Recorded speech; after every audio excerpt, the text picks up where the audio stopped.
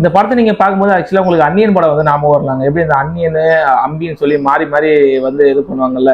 So அந்த மாதிரி வந்து இந்த படம் வந்து ஒன்று கொண்டு போவாங்க.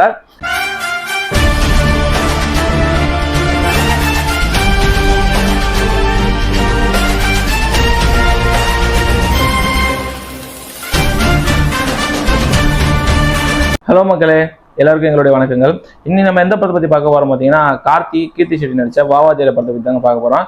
ஆக்சுவலாக இந்த படம் வந்து பொங்கல் ரிலீஸில் வந்து லிஸ்ட்லேயே கிடையாது. ஆனால் லிஸ்ட்லேயே இல்லாமல் கடைசியாக வந்து இந்த படம் வந்து சேர்ந்துருச்சு பொங்கல் ரிலீஸில். இந்த படத்தோட ஸ்டார்டிங்கில் பார்த்தீங்கன்னா நம்ம ராஜ்கிரண் தீவிர எம்ஜிஆர் பக்தராக இருக்காரு. எம்ஜிஆர் வந்து உடம்பு சரியில்லாமல் இருக்காரு. சரி, அவரை நேரில் தான் போய் பார்க்க முடியல, அவரோட படத்தையாவது போடுன்னு சொல்லிட்டு அந்த படத்தை போட்டு பார்த்துன்னு இருக்காங்க. அப்போதான் வந்து எம்ஜிஆர் இறந்ததா சொல்லி அவங்களுக்கு வந்து நியூஸ் வருது.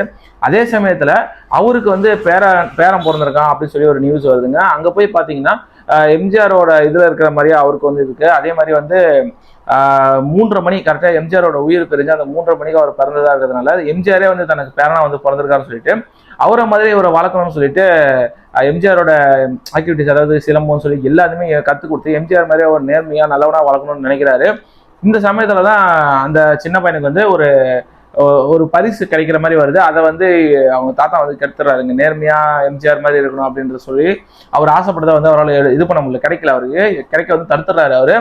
அதனால அவரு என்ன பண்ணிடுறாரு, எம்ஜிஆர் வழி நமக்கு செட் ஆகும்னு சொல்லிட்டு நம்பியார் வழியை வந்து ஃபாலோ பண்ணி போயிடுறாருங்க. நம்பியார் வழியில அவர் வந்து என்ன பண்ணிடுறாரு பார்த்தீங்கன்னா சஸ்பெண்ட் ஆயிடுறாரு. சஸ்பெண்ட் ஆகும்போது இந்த விஷயம் வந்து தாத்தாவுக்கு தெரியக்கூடாதுன்னு எவ்வளோ மறைக்கிறாரு. ஆனால் அது வந்து தாத்தாவுக்கு தெரிஞ்சு போச்சு.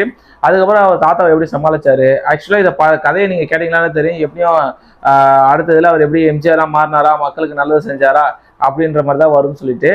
ஸோ இந்த படத்தில் பார்த்தீங்கன்னா ஒரு ஃபேண்டசி படமாக இதை எடுக்க வந்து ட்ரை பண்ணியிருக்காங்க. எம்ஜிஆர் ஐயாவோட அந்த ஒரு மேனரிசம் அதெல்லாம் வந்து நல்லா வந்து கொண்டு போகணும்னு சொல்லி ட்ரை பண்ணியிருக்காங்க. உண்மையை சொல்ல பார்த்தீங்கன்னா அந்த அளவுக்கு வந்து பெருசாக வந்து ஒர்க் அவுட் ஆகலை தான் எனக்கு தெரிஞ்சு சொல்லுவேன். ஏன்னா படத்தோட ஃபர்ஸ்ட் ஹாஃப் பார்த்தீங்கன்னா படம் வந்து ரொம்ப டியூரேஷன் கம்மியாக தாங்க இருந்துச்சுங்க. படத்தோட ஃபர்ஸ்ட் ஹாஃப் பார்த்தீங்கன்னா பெருசாக ஒன்றும் அந்த அளவுக்கு பெருசாக சீன்ஸ் இல்லை. ஓரளவுக்கு கார்த்தி வந்து நல்லா ஹோல்ட் பண்ணி அந்த படத்தை வந்து கொண்டு போயிருந்தாரு. எம்ஜிஆரோட இது அப்பப்போ வந்து படத்தில் வந்து போவோம். அதே மாதிரி ஒரு ட்ராப் ஒன்று வச்சு பண்ணியிருப்பாங்க. அந்த சீனில் வந்து ஒரு ட்ராப் பண்ணுற மாதிரி ஒரு சீன் ஒன்று வரும்.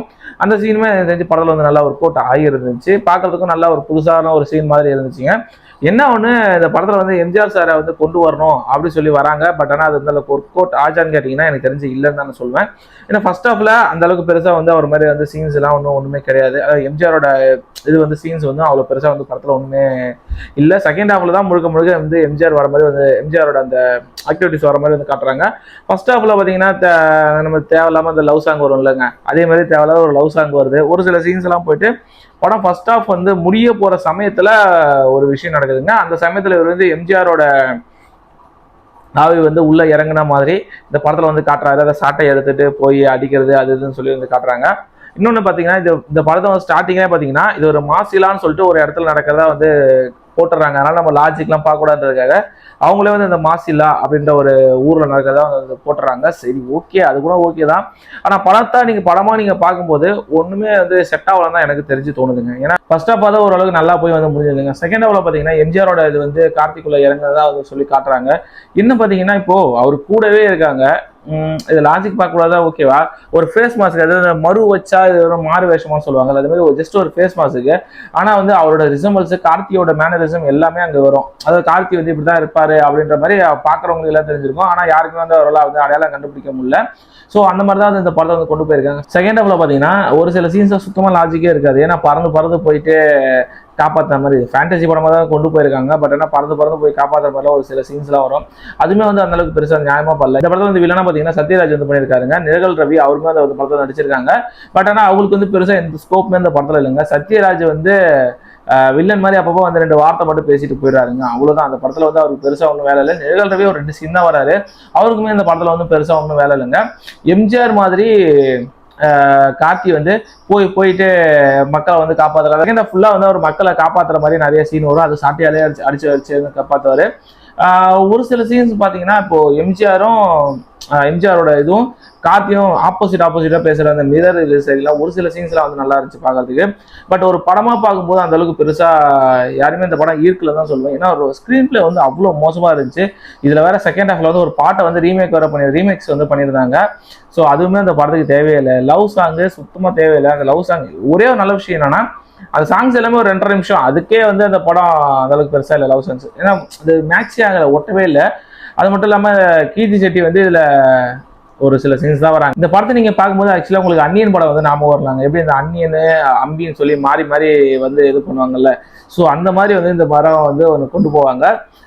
இந்த படத்துல வந்து எப்படின்னா ஒரு சில சீன்ஸ் அந்த புதுசா ஏதாவது சீன் இருக்குமான்னு பாத்தீங்கன்னா புதுசா வந்து ஒண்ணுமே இல்லை. இப்போ கார்த்தி வந்து மாட்டிக்கு போற மாதிரி ஒரு சீன் இருக்குங்க. அந்த சீன்ல அவர் எப்படா தப்பிப்பாரு, நலன் குமாரசாமி ஏதாவது புதுசா வந்து யோசிச்சிருப்பாரு அப்படின்னு சொல்லி நம்ம பார்த்தோம்னா ஆக்சுவல் எதுவுமே இல்லாம பழைய படத்துல வர மாதிரி ஹேக் பண்ணி அவர் வந்து காப்பாத்திருக்காங்க. ஸோ அந்த மாதிரி தான் இருக்கு இந்த படத்துல. பெருசா ஒன்றும் இல்லை, அவ்வளோதான் உண்மையை சொல்லுவேன். ஏன்னா நலன் குமாரசாமி இதுக்கு முன்னாடி எடுத்த சூதுகவும் சரி, காதலும் கலந்தமும் சரி, 2 படமும் அவ்வளோ அருமையான படம். அந்த படம் கொடுத்த டைரக்டர் இப்படி ஒரு வலுவே இல்லாத ஒரு ஸ்கிரீன் பிளேங்க. எனக்கு தெரிஞ்சு சூதுகம்லாம் நீங்க பார்க்கும்போது அவ்வளவு சிரிப்பா இருக்கும். படம் இப்பெல்லாம் எடுக்க முடியுமா அப்படின்ற மாதிரி இருக்கும். காதலும் கலந்து போகலாம். இப்போ வரைக்கும் அந்த படம் போட்டா இப்பயும் பார்த்துட்டு இருப்போம், போன்ல பார்த்துருக்கோம். அந்த மாதிரி ஒரு 2 படம் ஒரு சூப்பரான படம். பட் ஆனா இது கதையா பாத்தீங்கன்னா வாவா தேரை வந்து அந்த அளவுக்கு ஒன்றும் பெருசா இல்லை. எப்படின்னா கார்த்தி வந்து இந்த எம்ஜிஆரோட அந்த இதை வந்து ஹோல்ட் பண்றதுக்கு ரொம்ப கஷ்டப்பட்டிருக்காருன்னு அந்த படத்தில் நீங்க பார்க்கறதே உங்களுக்கு தெரியும். அது மட்டும் இல்லாமல் ஒரு போலீஸ் கேரக்டரா அந்த படத்தில் நடிச்சிருக்காரு. அதுவுமே அந்த அளவுக்கு ஒன்றும் பெருசா இல்லை. சீன்ஸா பாத்தீங்கன்னா எதுவுமே புதுசா இல்லை. எப்படி சொல்றதுன்னா நல்ல ஒரு கதை. ஆக்சுவலி இந்த கதையை ஒரு சூப்பரான கதை தான். பட் அது ஸ்கிரீன் பிளேவா பாத்தீங்கன்னா இந்த படம் வந்து அந்த அளவுக்கு பெருசா இல்லாம இந்த லவ் சாங்கு இதெல்லாம் வச்சு இந்த படத்தை வந்து கொஞ்சம் சொதப்பிட்டாங்க. படத்துல நல்ல சீன் பாத்தீங்கன்னா ஒரு 2-3 சீன் நல்ல சீன் இருக்குங்க. அது மாதிரி இன்டர்வல் சீன் வந்து ரொம்ப நல்லா இருந்துச்சு. அந்த ஒரு ஃபைட் வரும், அது நல்லா இருந்துச்சு.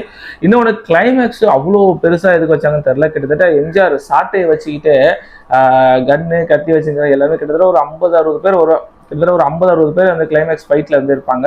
அந்த ஒரு சாட்டையை வச்சுக்கிட்டே அவர் எல்லாரையும் அடிச்சு இது பண்ற மாதிரி அந்த படத்துல வந்து காட்டியிருப்பாங்க.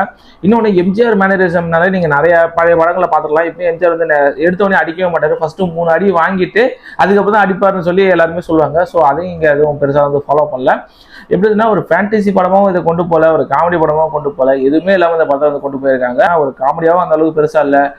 எம்ஜிஆரோட இதையும் வந்து பெருசா வந்து கொண்டு போல, அவரோட இதை வந்து கொண்டு போல. கார்த்தி நடிக்கிறதுக்கே ரொம்ப கஷ்டப்பட்டு நடிச்ச மாதிரி இருக்கு. ஏன்னா கார்த்திலாம் அவ்வளவு பெரிய ஆக்டர். அந்த பருத்தி வீரன்லாம் எப்படி இருக்கும், இந்த படத்துல மேபி இன்ட்ரெஸ்ட் இல்லாம நடிச்ச மாதிரி எனக்கு இருந்துச்சு இந்த படம். நம்ம கார்த்தியை பார்க்கும்போது நெகட்டிவ்னு பார்த்தா இந்த படத்துல நிறைய நெகட்டிவ்ஸ் இருக்குங்க. அதாவது படம் வந்து டியூரேஷன் கம்மி தான். ஆனா செகண்ட் ஹாஃப் ரொம்ப நேரம் ஓடுற மாதிரி ஒரு ஃபீல் ஆகும். நீங்க படம் பார்க்கும்போது டியூரேஷன் கம்மியாக ரொம்ப நேரம் ஓடுற மாதிரி ஃபீல் ஆகுதுன்னா சீரியஸா அந்த படம் வந்து நமக்கு எவ்வளவு பேருக்கு இந்த படம் பிடிக்குன்றது எனக்கு தெரியல. ஆக்சுவலா எனக்கு வந்து இந்த படம் வந்து அவ்வளவு பெருசா சாட்டிஸ்ஃபை ஆகல.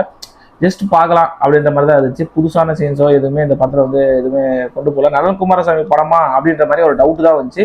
ஏன்னா அந்த மாதிரி தான் இதோட ஸ்க்ரீன் பிளேவும் இருந்துச்சு. நல்ல கதை, ஆனால் ஸ்க்ரீன் பிளே வந்து ஒழுங்காக பண்ணலங்க. இந்த படத்துக்கு என்னோட ரேட்டிங் பார்த்தீங்கன்னா 5K 2.5.